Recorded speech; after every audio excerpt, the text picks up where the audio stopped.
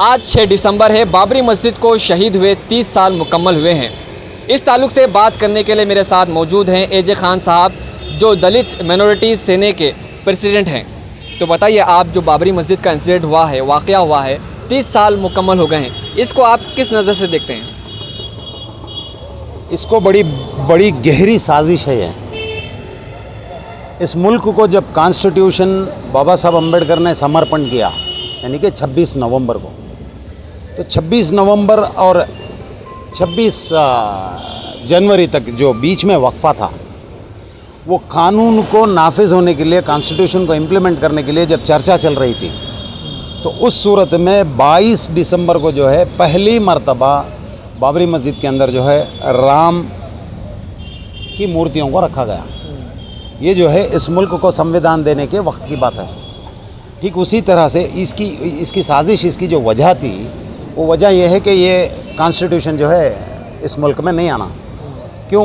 जो मनुस्मृति को मानने वाले लोग थे, जो वर्णाश्रम को मानने वाले थे, या फिर जाति व्यवस्था को मानने वाले लोग थे, वो लोग जो है इस मुल्क के SC SC या फिर OBC के लोगों को इक़्तिदार तक भेजने से या फिर उनके दूसरे जितने भी अधिकार हैं उनसे दूर रखने की साजिश की गई थी। उस वक्त में बाबा साहब अम्बेडकर इसको बड़ी गहराई से देखते हुए, जब तक इस कॉन्स्टिट्यूशन को नाफिज नहीं किया, यानी कि इस मुल्क को संविधान नहीं दिया, उसकी मुकम्मल जद्दोजहद करते रहे। जनवरी 26 तारीख को जो है हम लोगों को रिपब्लिकन यानी कि रिपब्लिक डे मिला। ये सब बाबा साहब अम्बेडकर की मेहनत से हो गया। तो आने वाले दिनों में जो है 6 दिसंबर को बाबा साहब अम्बेडकर की डेथ एनिवर्सरी है, यानी कि इस मुल्क को उन्होंने फिज़िकली छोड़ा। तो उसी दिन को टारगेट बनाकर जो है बाबरी मस्जिद को भी डेमोलिशन किया गया। इसकी वजह यह है, इस मुल्क का जो डेमोक्रेटिक सिस्टम है, जिसको प्रजाप्रभुत्व कहते हैं, जिसको अवामी इक़्तिदार जो है, तो वो डेमोक्रेटिक सिस्टम को तोड़ने वाली साजिश जो है उस कॉन्स्टिट्यूशन की होते हुए भी इस मस्जिद को इन्हदाम किया गया। इसके अलावा हम लोग अगर इसको और गहराई से अगर चेक करें, तो जैसे बाबरी मस्जिद 6 दिसंबर को जो शहीद होती है, उसके 10 दिन पहले मंडल कमीशन की सिफारिश पर OBC अदर बैकवर्ड कम्युनिटी के जो है तकरीबन 52 सब कास्ट को जो है रिजर्वेशन देने की बात कही गई थी। तो उस रिजर्वेशन को OBC तक ना पहुँचे, इसको डिवाइड करने के लिए मंडल वर्सेस कमंडल के नाम पर BJP ने एक बहुत बड़ी रथ यात्रा काढ़ी थी, जिसमें बड़ी दुखद बात है, काफ़ी सारे OBC के लोग उसमें शामिल होकर वो मंदिर की ओर बढ़े, मस्जिद की ओर बढ़े, ना कि उनके रिजर्वेशन की ओर। आज भी उस OBC कम्युनिटी के काफ़ी सारे ऐसे तकरीबन 6000 सब कास्ट हैं उनके, जिनको आज भी एजुकेशन से, इकनॉमी से और इस मुल्क की सियासत से भी दूर रखा गया है। इस बात को जागृत ना हो जाएं लोग, इमीडिएट उसको जो है धर्म के नाम पर, यहाँ पर सियासत करने के लिए होलसेल में जो है क्रिश्चियन या फिर मुसलमान मिल जाएगा। क्रिश्चियन के नाम पर सियासत चलती है, मुसलमान के नाम पर सियासत चलती है। तो इसको OBC कम्युनिटी को कास्ट सेंसस या फिर उनकी रिजर्वेशन को बंद करने के लिए, छुपाने के लिए उस मामले को मस्जिद को शहीद किया गया। अगर जागरूक हो जाती तो उस वक्त में जो है 50% जो OBC को अगर मिल जाता, तो इसमें जाता किसका था? ना SC ST का जाता, ना OBC का, ना फिर रिलीजियस माइनॉरिटी का।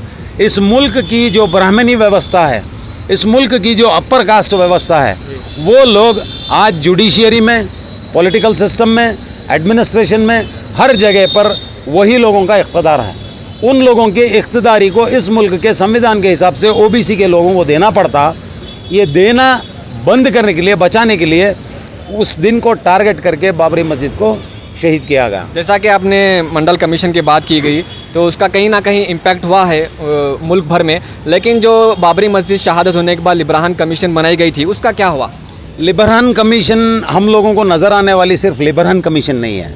आज़ादी के बाद अब तक तकरीबन 62 ऐसे हमारे कमीशन रिपोर्ट्स हैं, जिसमें श्री कृष्णा कमीशन रिपोर्ट है, साचार कमेटी रिपोर्ट है, रंगनाथ मिश्रा कमीशन रिपोर्ट है।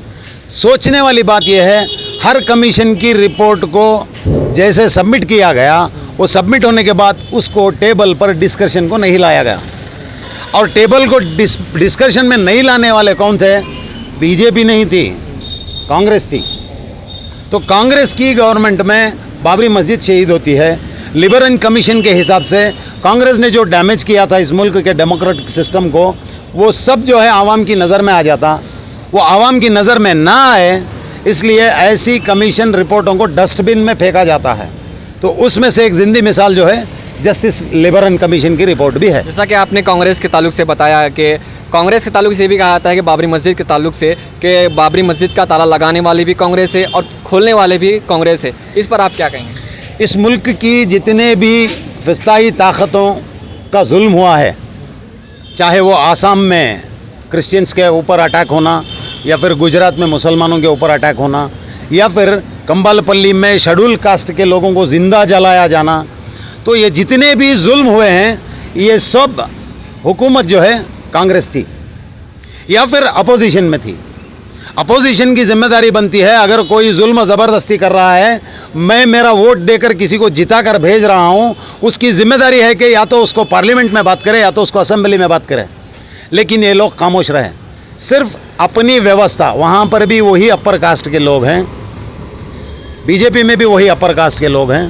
ये लोग इक़्तिदार से दूर जाना नहीं चाहते, बस एक समझौते के एतबार से वो भारत जोड़ो यात्रा करते हैं, न जाने कैसे कैसे यात्रा करते हैं। और उस यात्रा में जो है मेहनत करने वाले या रास्ते पर गिरकर हॉस्पिटल में एडमिट होने वाले लोग SC ST के होते हैं, रिलीजियस माइनॉरिटीज़ के होते हैं, या फिर OBC कम्युनिटी के होते हैं। तो इस सियासत को समझ जाएं लोग, ऐसा समझ जाएंगे, इसलिए मस्जिद को शहीद किया जाता है। या फिर यहाँ पर प्राइवेटाइजेशन किया जा रहा है। शेड्यूल कास्ट के लोगों को जब रिजर्वेशन की देने की बात आ रही थी तो हर डिपार्टमेंट को जो है प्राइवेट किया जा रहा है। फॉर एग्जांपल इलेक्ट्रिसिटी बोर्ड था, कर्नाटका इलेक्ट्रिसिटी बोर्ड था, आज वो बेस्कॉम है, वहाँ पर जो है उसको प्राइवेट किया गया। जिस जगह पर SC कम्युनिटी के लोगों को रिजर्वेशन देना था, उस जगह पर ये हर जगह प्राइवेट करते हुए आ रहे हैं। एग्जाम्पल है यहाँ की रोड ट्रांसपोर्ट अथॉरिटी, KSRTC जो है, रिजर्वेशन अगर होता तो हमारे भाई जो शेड्यूल कास्ट के लोग थे, शेड्यूल ट्राइब के लोग थे, उनको रिजर्वेशन के हिसाब से उनको वहाँ पर ड्यूटी मिलती। लेकिन KSRTC को भी जो है प्राइवेट बनाया गया। आज हम देख रहे हैं इस मुल्क के प्रधानमंत्री जो है भाषण बड़ा बेहतरीन देते हैं। उस भाषण के पीछे छुपी हुई बात यह है कि इमीडिएट किसी न किसी डिपार्टमेंट को, अदानी को या अंबानी को जो है दे दिया जाता है। तो जैसा प्राइवेटाइजेशन ज़्यादा हो रहा है, उस प्राइवेटाइजेशन के एतबार से SC ST का रिजर्वेशन जो है, उस रिजर्वेशन को तोड़ने की नाकाम कोशिश, साजिश चल रही है। और एक सवाल ये है कि जब बाबरी मस्जिद शहीद हुई, उससे पहले कांग्रेस पर मुसलमानों का बहुत ज़्यादा भरोसा था, कांग्रेस के ऊपर भरोसा करते थे। लेकिन मस्जिद शहीद होने के बाद कहीं ना कहीं जो मुसलमान भरोसा करते थे कांग्रेस के ऊपर, वो टूट गया है। आपको क्या लगता है? आज भी मैं समझता हूँ काफ़ी सारे मुसलमान कांग्रेस को भरोसा करते हैं। मैं आपके माध्यम के ज़रिए आपको एक गुजारिश करूँगा आवाम से, और ख़ास तौर से उलमा इकराम से, इस कांग्रेस की सियासत को समझें। ये जो अपर कास्ट के लोगों की सदारत में जो चलने वाली जो सियासी पार्टियां हैं, ये कभी जो है इस मुल्क के दबे कुचले लोगों के फेवर में काम करने वाले नहीं हैं। तो हमें मौजूदा सियासत को समझने के लिए आने वाले दिनों में दलित कम्युनिटी में से, शेड्यूल कास्ट में से किसी को चीफ मिनिस्टर बनाने की हमारी डिमांड होनी चाहिए।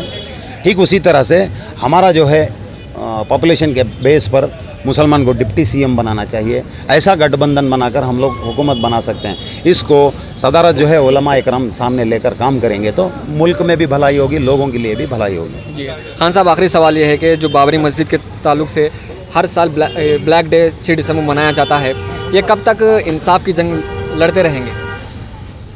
मान्यवर कांशीराम साहब बताया करते थे,